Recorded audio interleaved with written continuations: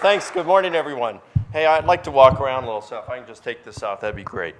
The reason I got involved in studying the resurrection is I tend to have doubts. I second guess everything. I mean, I could buy a bottle of cologne, and I'm going to tell you an embarrassing story here real quick.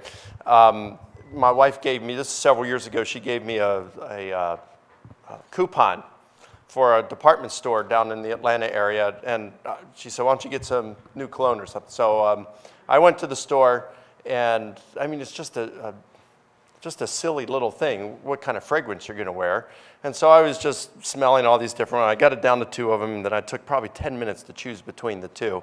So I bought the one, and I start going home. It takes about 15 minutes to get home, and I'm getting about 2 minutes away from my house. In fact, I was less than a mile away from my home. And I thought, you know what, I probably made the wrong decision. U-turn, go all the way back, switch it, get that, bring it home.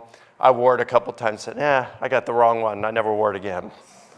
So if I'm going to question something as silly as what cologne to wear, and it's something that if I make the wrong choice, it's $40, well, then you can understand how something much more important like my worldview, I'm going to second guess that and triple guess that and quadruple guess that. I just second guess everything. And that's just the way I'm wired, and it's frustrating. I don't like that. We all have idiosyncrasies. That's one of mine. So when it came to my worldview and the resurrection, I realized that if Christ has not been raised, my faith is worthless. At least that's what the Apostle Paul said in 1 Corinthians 15:17. And so I realized that this was something very important. And if I was going to devote my life to the Lord, I want to make sure that Christianity is true. And that I was a Christian because it was true and not because this is the way I was raised to believe and that this is what I believed all along. So I started studying this. Did Jesus rise from the dead? And I wanted to make a very serious investigation. And that's what got me involved in my 700 and some page book and my doctoral dissertation on the subject. During that time, I purposefully engaged in debates with some of the leading skeptics out there. People like Bart Ehrman, probably the most influential skeptical New Testament scholar in North America. Craig Evans here has debated him on several occasions. This is a guy that when I was studying, he was one of my heroes, and I'd call him, and it's just great to see him again. But he's debated him. Dan Wallace, who you just heard, he's debated him twice, right? Another one of my heroes, 3 times. And kicked his butt every time. I mean, let me tell you. So I purposefully engaged with people like that, Elaine Pagels at Princeton, Shabir Ali, who lives in Toronto, the leading Muslim debater in the world. I did this because I wanted to put the arguments past these leading people out there to see how they would hold up to the toughest critics. And I can tell you with all confidence that I believe more firmly than ever that Jesus' resurrection, the historical case for it, can withstand the toughest of critical scrutiny. Now, in 20 minutes, and I've already burned through 3.5 minutes of my 20 minutes, just giving you a little introduction to the topic, I can't possibly summarize all my research of the 700-page book. What I want to do, though, is I want to give you just something very simple that you can take away. In fact, I want to make it so simple that even a Southern Baptist can understand it.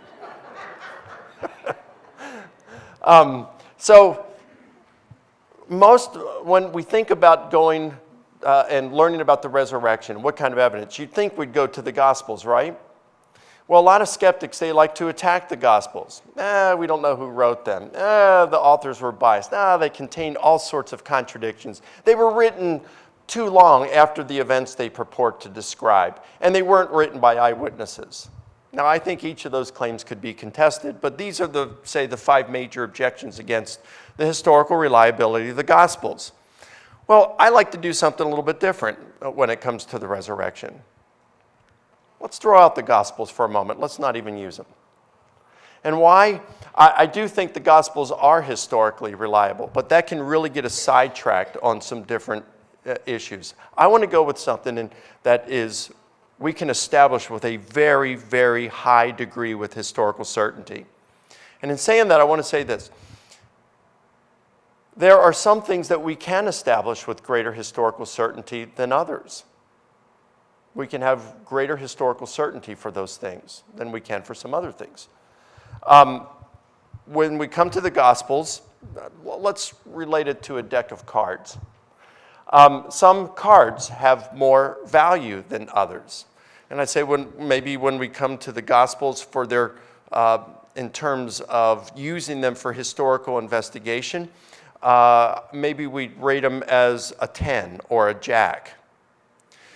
But we've got an ace. And I want to talk about that ace. Not the jack or the 10s, but I want to talk about our ace, and that's Paul. And the reason Paul is an ace is because, number one, he was a skeptic at the time of his conversion. And of the 13 letters attributed to Paul in the New Testament, we can be certain, historically speaking, we can be certain of 7 of them that he wrote, that he actually penned those 7. The other 6, scholars debate over whether he wrote those. And some of those, like, say, 2 Thessalonians, is a little more certain than, say, Ephesians, which is probably a little more certain than 1st, 2nd Timothy, and Titus, all right? I'm not here to discuss whether Paul wrote those 6 that scholars debate about, but I'm saying that we are certain that he wrote 7 of them. And just from those 7, that's what I'm going to appeal to. So, number one, he's a skeptic at the time of his conversion.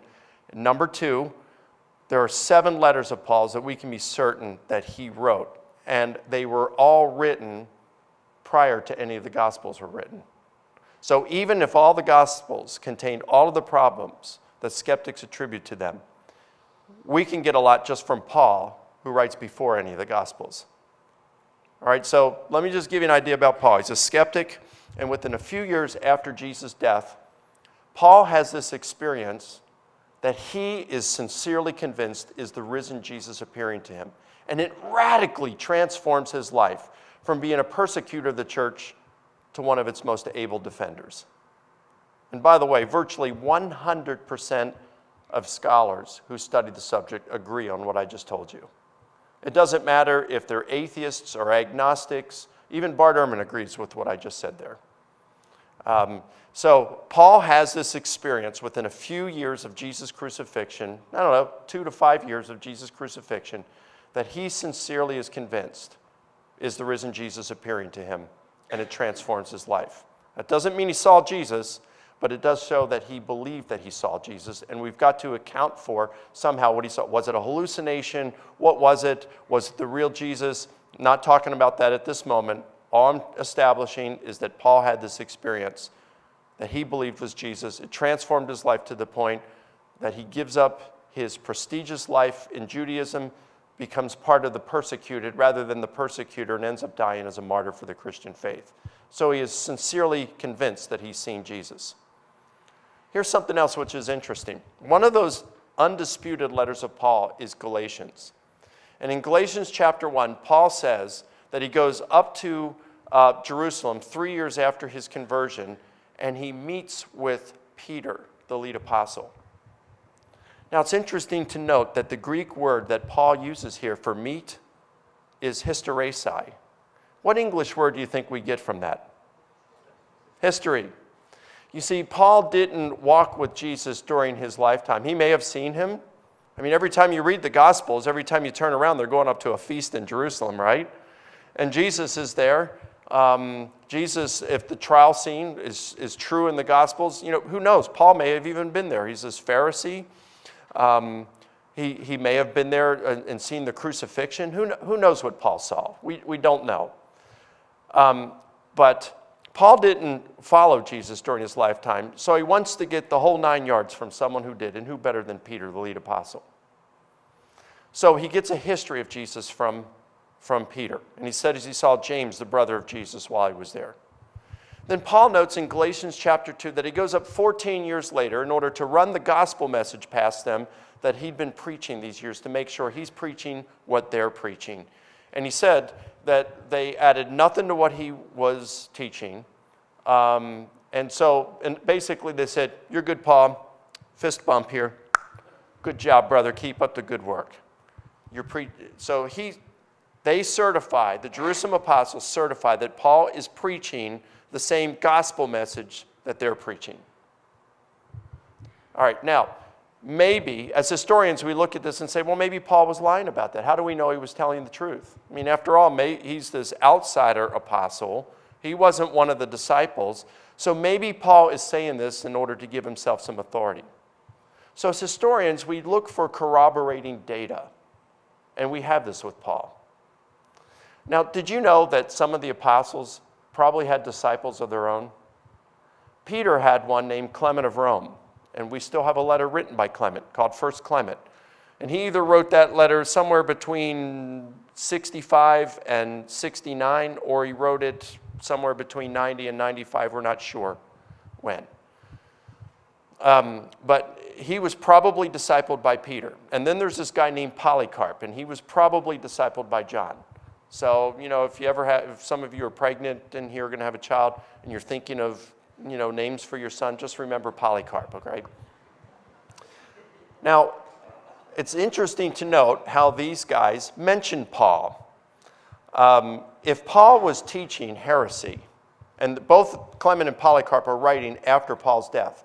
So if Paul had been teaching heresy during his lifetime, even up through the time of his death, we could expect Clement and Polycarp to chide and correct Paul on it. Instead, here's what we hear from them. Clement says he puts Paul on par with his mentor, Peter.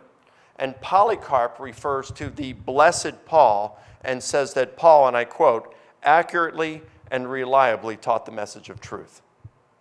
Now, this is not the kind of things you say about a heretic, but it is precisely the kind of thing you say about Paul if he were telling the truth, that he was preaching the same gospel message as the Jerusalem apostles. I could give you some more evidence for this, but I don't want to take up too much time with this.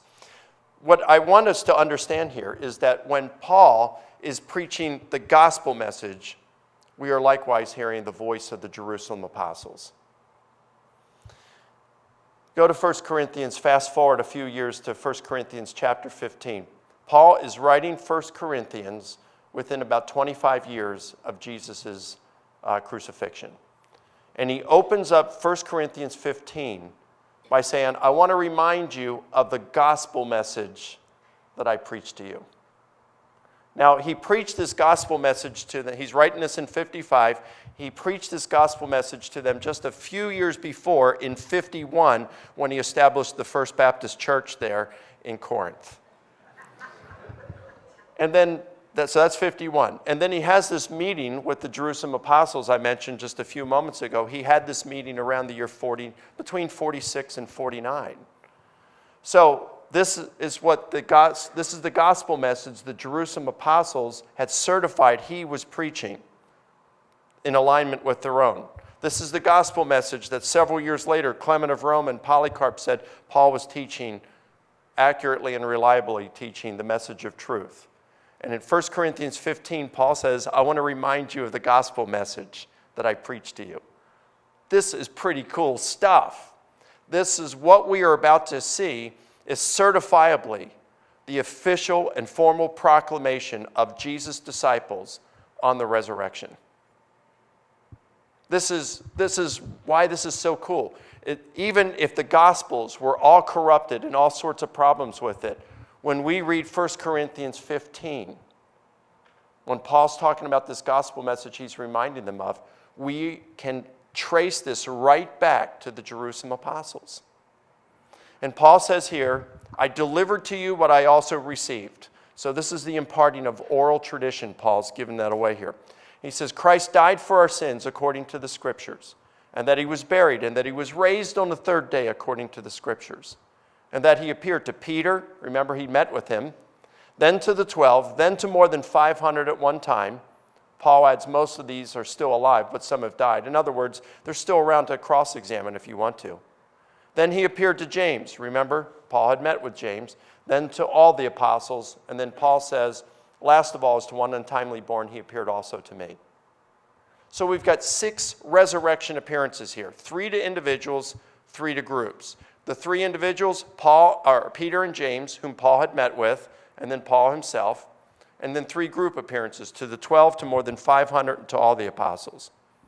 The group appearances are interesting because modern psychology tells us that group hallucinations are extremely rare, if not impossible. I mean, think about this for a moment.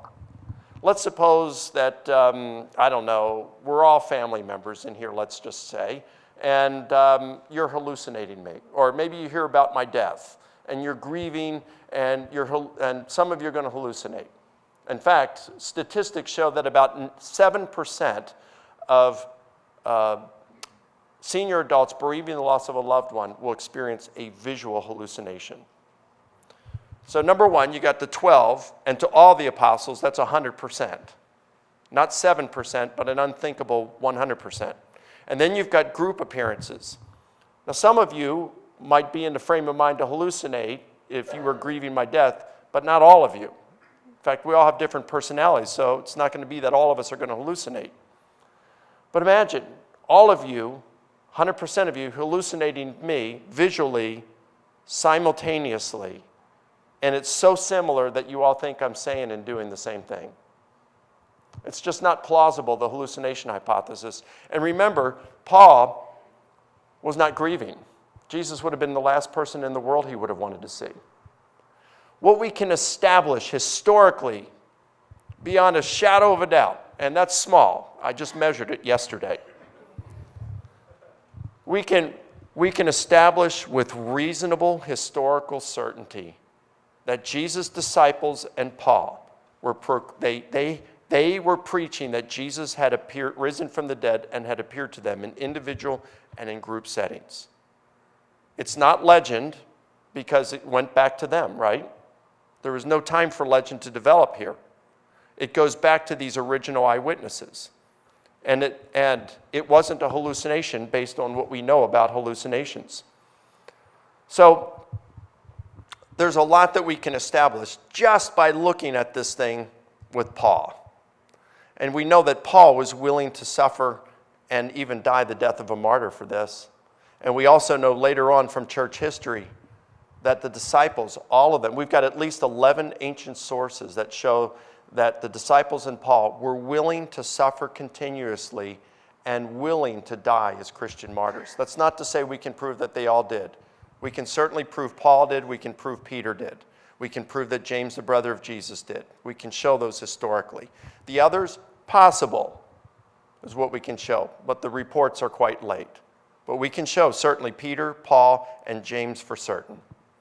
So these guys died for what they believed is true. What does that tell us? They weren't lying. So just by establishing what happened with the disciples and Paul, through Paul, not the Gospels, but through Paul, we can eliminate legend, we can eliminate lies, and we can eliminate hallucination. And that gives us a pretty strong case for the resurrection without even using the Gospels. Now I've got 2 minutes. Any questions?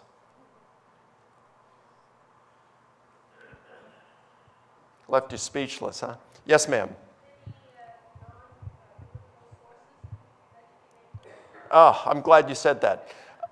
This is another reason why Paul is our ace, okay? No, there are no non-Christian sources that mention the resurrection of Jesus. And I want you to think about this for a moment. We would love to have that, wouldn't we? But if that were the case, imagine you've got a non-Christian that said, Jesus rose from the dead. I'm not a Christian. We would look at that person and say they're a moron, and there's no reason why we should even believe that text. Right?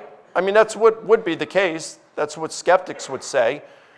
Or a Christian certainly made that up, because nobody would know that, really see Jesus rising from the dead and not be a Christian.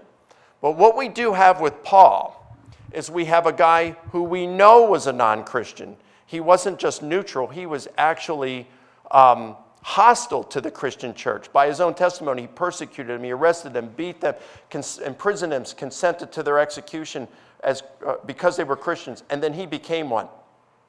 This is the best kind of stuff that we can have. And then it's not someone reporting about Paul. We've got Paul himself reporting about it. So we've got an enemy who converts to Christianity because he said he saw the risen Jesus, and we've got his own words And we've got him who preserves that we can actually link to the Jerusalem apostles and their teaching. That's why Paul is the ace. This is the kind of stuff historians drool over. And this is why I'm so excited about the resurrection. Thanks a bunch.